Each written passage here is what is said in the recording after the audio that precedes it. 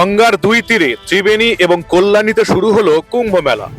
চলবে 3 দিন। রবিবারে শুরু হলো, রবি, সোম এবং মঙ্গলবার এই মেলা চলবে। ত্রিবেণী কুম্ভ পরিচালনা সমিতির উদ্যোগে ত্রিবেণীতে শুরু হয়েছে এই মেলা। দেখুন সেই মেলার কিছু দৃশ্য এবং বিভিন্ন জায়গা থেকে আসা সাধুরা ঠিক কি বলছেন। রেজিস্ট্রেশন পর্ব চলছে। আমরা এখন পর্যন্ত যারা এখানে উপস্থিত হয়েছে রেজিস্ট্রেশন করার জন্য এত পর্যন্ত আমরা এখন করবো। তারপরে লাঞ্চ হওয়ার পরে আমরা একটু ব্যায়াম দেবো এবং লাঞ্চ আমরা আবার পুনরায় রেজিস্ট্রেশন করবো। আপনারা দয়া করে আমাদের একটু সহযোগিতা করবেন।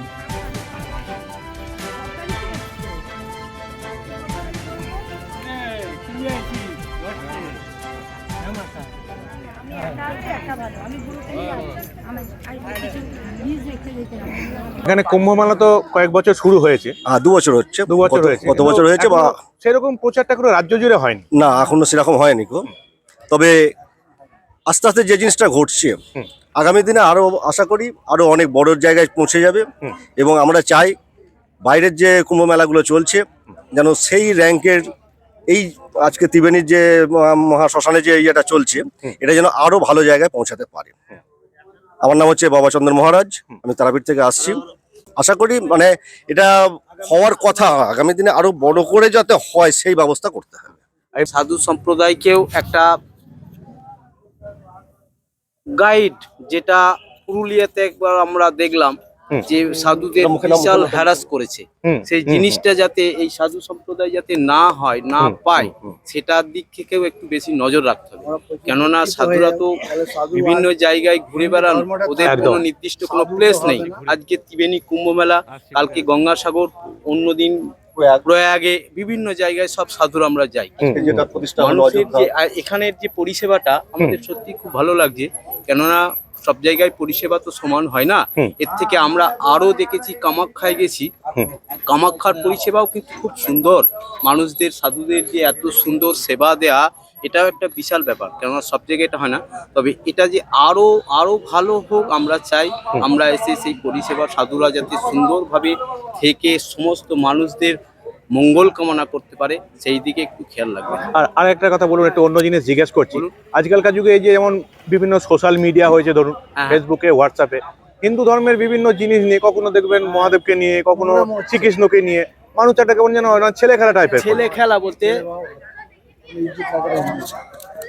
ছেলে খেলা করার জিনিস নয়।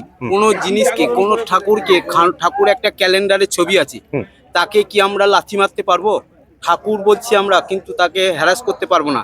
কিন্তু কর্মফল আমাদের ভোগ করতেই মানছে না সেই জায়গাটা যখন মানছে না, কর্মফল যখন ভোগ করবে, তখন সে তার কোথা থেকে কি হলো সে খুঁজে পাবে না।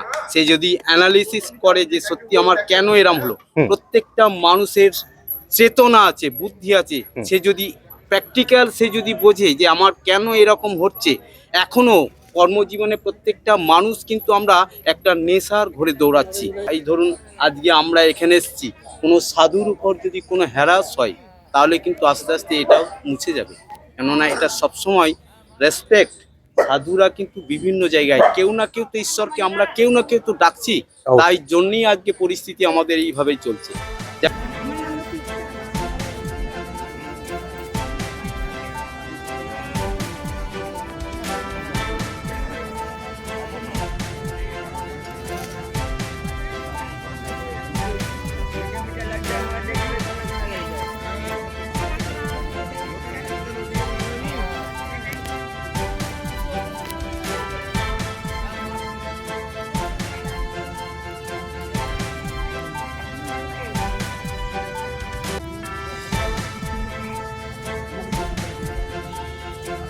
আমাদেরই মিউজিক বাজছে।